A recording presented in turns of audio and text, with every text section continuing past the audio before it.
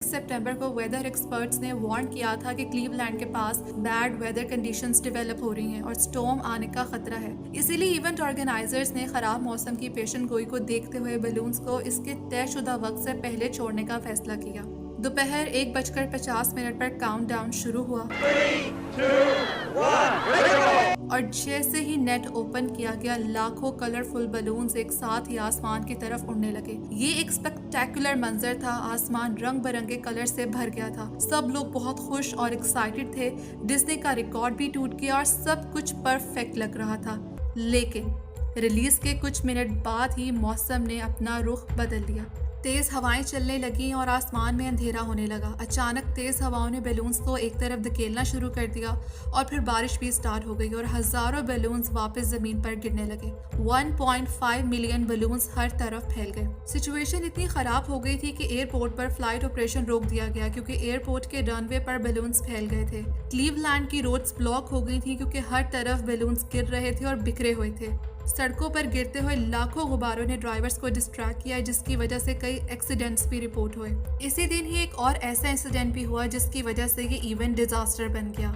इसी दिन 2 मछेरे lake eerie के पास फिशिंग करते हुए तूफान की वजह से लापता हो गए थे। कोस्ट गार्ड और रेस्क्यू टीम्स को इत्तला मिली तो उन्होंने लेक ईरी में सर्च ऑपरेशन शुरू किया।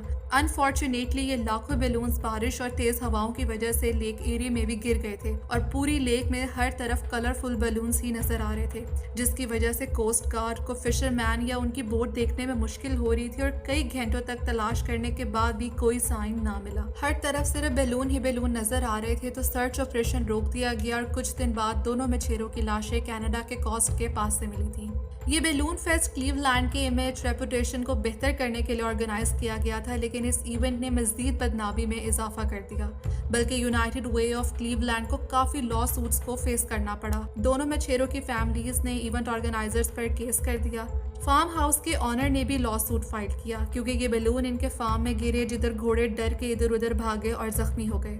कई ड्राइवर्स जिनकी गाड़ियों का एक्सीडेंट हुआ उन्होंने भी केस फाइल किए और United way of greater Cleveland को इन सब को कंपनसेट भी करना पड़ा और करना चाहिए भी था, क्योंकि इवेंट ऑर्गेनाइजर्स की सबसे बड़ी गलती ये थी कि उन्होंने वेदर फोरकास्ट को मद्देनजर रखते हुए इवेंट को कैंसिल या रीशेड्यूल नहीं किया और इतना मेस क्रिएट हो गया। कहाँ ये balloon fest Guinness world record बन गया था कि 1.5 मिलियन बैलून्स को इकट्ठा छोड़ा गया, लेकिन 2 मछेरों की मौत और मल्टीपल लॉ सूट्स की वजह से गिनेस वर्ल्ड रिकॉर्ड से कैटेगरी ही खत्म कर दी गई। हर जगह ऐसे इवेंट्स पर बैन लग गया कि अब कभी भी ऐसा कोई इवेंट नहीं होगा। और इस बैलून फेस्ट 86 को एक कॉशनरी टेल मतलब सबक देने वाली कहानी के तौर पर याद किया जाता है।